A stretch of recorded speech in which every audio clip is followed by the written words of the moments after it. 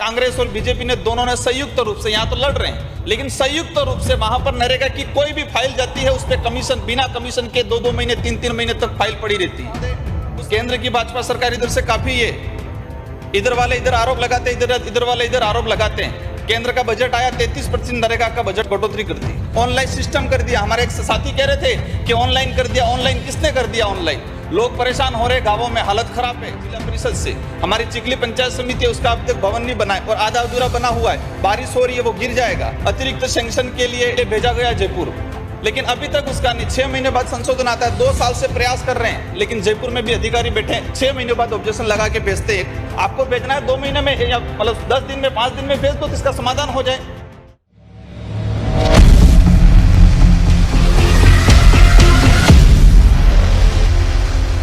श्री राजकुमार रोत। धन्यवाद सभापति महोदय। आज राजस्थान न्यूनतम आय गारंटी विधेयक 2023 पे टोटल 3 मिनट का समय, 3 मिनट्स ओनली।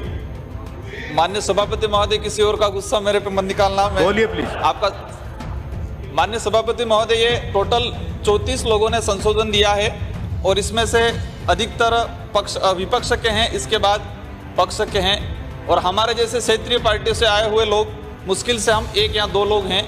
पक्ष वाले जो हैं वो इस बिल के पूर्ण रूप से पक्ष में बोलेंगे, विपक्ष वाले इसका विरोध करेंगे और हम लोग कोशिश करेंगे कि इसमें वास्तविक क्या है, इसमें क्या होना चाहिए। तो मैं चाहूंगा कि हमारे जो विशेष मुद्दे हैं उनको 4-5 मिनट तक बोलने का अवसर दें। माननीय सभापति महोदय, ये जो कानून आया रोजगार गारंटी अधिनियम 2005 में यूपीए की सरकार में, और यूपीए की सरकार कई क्षेत्रीय पार्टियों के सहयोग से बनी थी और हमारे जैसे क्षेत्रीय दलों के लोगों की वजह से ही कई इनकी डिमांड पे ये रोजगार गारंटी अधिनियम 2005 आया। माननीय सभापति महोदय, कई गारंटी विधेयक आए, लेकिन लंबे अरसे से पूरे राज्य के अंदर, पूरे देश के अंदर एक डिमांड चल रही है जवाबदेही कानून की। और राजस्थान सरकार भी बजट उनका जो घोषणा पत्र था उसमें ये बात की गई थी। आज भी अभी भी वक्त है, अगर जवाबदेही कानून नहीं आता है, इससे पहले हमारी कितनी भी अच्छी स्कीम ले जाएंगे, लेकिन ये अधिकारी वर्ग है, नीचे कर्मचारी वर्ग है, वो आम पब्लिक तक इसका है वो लाभ नहीं पहुंचाएगा। माननीय सभापति महोदय, आज हम रोजगार गारंटी, न्यूनतम आय गारंटी का जो बता रहे हैं, इसमें सबसे बड़ी ये स्कीम है रोजगार की। मैं डूंगरपुर जिले का कुछ उदाहरण बताना चाहूँगा। पिछले वित्तीय वर्ष का 22-23 का पूरे जिले के अंदर 5 लाख के आसपास जॉब कार्ड हैं और इसमें से 3.5 lakh job card active job card हैं। तो 3.5 लाख में से 100 दिवस जो पूरे हुए हैं, 6,364 परिवार के 100 दिवस पूरे हुए। 3.5 एक्टिव जो जॉब कार्ड हैं, इसमें से 6,000 लोगों के सिर पर 100 दिवस पूरे हुए हैं और 30 दिन मतलब 1.5 लाख के आसपास जो लोग हैं जॉब कार्ड धारक हैं, उनके मात्र 30 दिन हुए। और 0 दिवस एक्टिव जॉब कार्ड जो हैं, इनमें से भी 20,000 लोगों के दिन 0 के आसपास है। इस प्रकार 1,40,000 के आसपास लोगों को रोजगार नहीं मिला है। माननीय सभापति महोदय, जो 100 दिन की बात जो कर रहे हैं, पूरे जिले का जो जॉब कार्ड है, इसमें से 5% लोगों को 100 दिवस मिला गया है। इसी क्रम में राज्य सरकार ने पिछली बार 25 दिन का अतिरिक्त रोजगार की घोषणा की।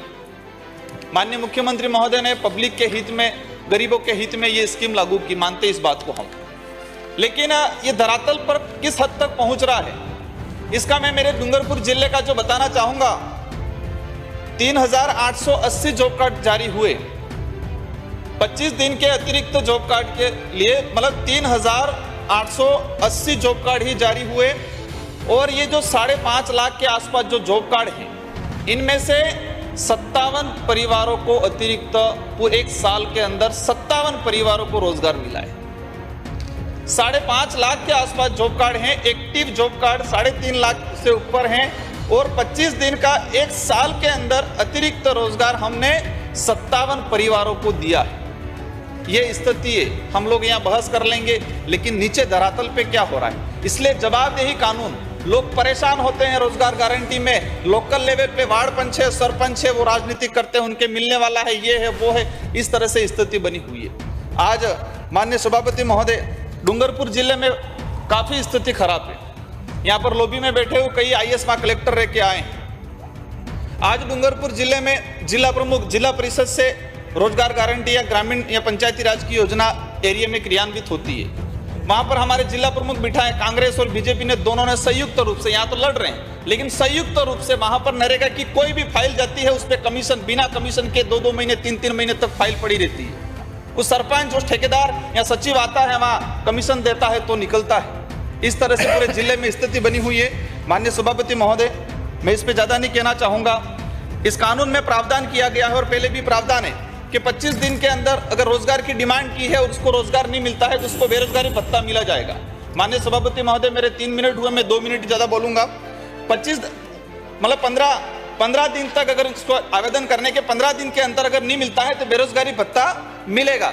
मैंने पूरे जिले का डाटा निकलवाया 2 साल का, एक भी व्यक्ति को ये जो बेरोजगारी भत्ता है वो नहीं मिला, जो 15 दिन का जो आवेदन करने के बाद। माननीय सभापति महोदय, उधर से मेटों की बात आ रही थी, मेट कारीगरों का भुगतान नहीं हुआ है। जो मेट है वो लेबर का मॉनिटरिंग करता है। आज 2-2 साल 3-3 साल हो गए। 2018-2020 का आज भी मेटों का, और 2018 से लगा के अब तक पूरे जिले में 4 करोड़ के आसपास मेट कारीगर का भुगतान नहीं हुआ है। मेट कारीगर का भुगतान सामग्री मद से करते हैं। इस यहाँ की राज्य सरकार ने, हमने पिछली बार डिमांड की थी कि मेट कारीगरों का भुगतान, वो भी एक तरह की लेबर है, उनका भुगतान श्रम से होना चाहिए। श्रमिक का जो भुगतान है उसके साथ ही होना चाहिए। राज्य सरकार ने 2 बार केंद्र सरकार को लेटर लिखा लेकिन अभी तक इसका समाधान नहीं हुआ है। माननीय सभापति महोदय, केंद्र की भाजपा सरकार इधर से काफी इधर वाले इधर आरोप लगाते, इधर वाले इधर आरोप लगाते हैं। केंद्र का बजट आया, 33% नरेगा का बजट कटौती कर दी, ऑनलाइन सिस्टम कर दिया। हमारे एक साथी कह रहे थे कि ऑनलाइन कर दिया। ऑनलाइन किसने कर दिया? ऑनलाइन। लोग परेशान हो रहे, गांवों में हालत खराब है और इस स्कीम को रोकने का एक तरीका है ये। माननीय सभापति महोदय, इसी क्रम में हम लोग जो आंगनवाड़ी कार्यकर्ता कितना पैसा मिलता है उनको? 3-3 महीने 4-4 महीने हो गए, उन लोगों को अभी तक भुगतान नहीं हो पा रहा है। उनके जो वृद्धि होनी चाहिए केंद्र की तरफ से, वो अभी तक वृद्धि नहीं हो पाई है।